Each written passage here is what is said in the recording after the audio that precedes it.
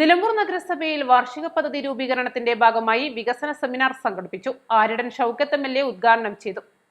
പുതിയ നിയമനിർമ്മാണത്തിലൂടെ അധികാരങ്ങൾ കൂടുതൽ താഴെത്തട്ടിലേക്ക് കൊടുക്കാനുള്ള നിയമനിർമ്മാണം ഉണ്ടാക്കിയതിനു ശേഷം ജനകീയ ആസൂത്രണ പദ്ധതി തുടങ്ങിയ സമയത്തും അതിന് പിന്നെയും മാറി മാറി വരുന്ന ഗവൺമെന്റുകൾ, ഞാൻ അവിടെ രാഷ്ട്രീയം അല്ല ഞാൻ പറയുന്നത്, അന്ന് നമ്മളോട് പറഞ്ഞൊരു കാര്യമുണ്ട്.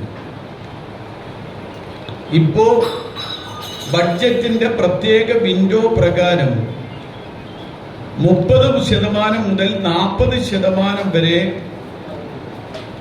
ബഡ്ജറ്റിന്റെ 1/3 എങ്കിലും 33% നിർബന്ധമായും തദ്ദേശ സ്വയംഭരണ സ്ഥാപനങ്ങൾക്ക് നേരിട്ട് നൽകും.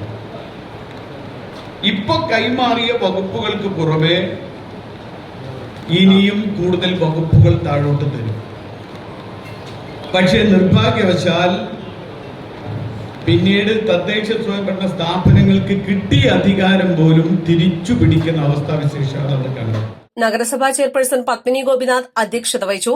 ആസൂത്രണ സമിതി ഉപാധ്യക്ഷൻ ഡോക്ടർ ബാബു വർഗീസ് സെമിനാറുമായി ബന്ധപ്പെട്ട പ്രവർത്തനങ്ങൾ വിശദീകരിച്ചു. വൈസ് ചെയർമാൻ ഷൌക്കത്ത് അലി കൂമഞ്ചേരി മുഖ്യപ്രഭാഷണം നടത്തി. സ്റ്റാൻഡിംഗ് കമ്മിറ്റി ചെയർപേഴ്സൺമാരായ മുന്താസ് ബാബു, സ്മിതാമോൾ, മുസ്തഫ കളത്തുംപടിക്കൽ, മേരീസ് ഷിബു, സുരേഷ് പാത്തിപ്പാറ, കൌൺസിലർമാർ, നിർവഹണ ഉദ്യോഗസ്ഥർ, നഗരസഭാ ജീവനക്കാർ, ആസൂത്രണ സമിതി അംഗങ്ങൾ, കുടുംബശ്രീ ആശാപ്രവർത്തകർ തുടങ്ങിയവർ സംബന്ധിച്ചു. East live, Nilambur.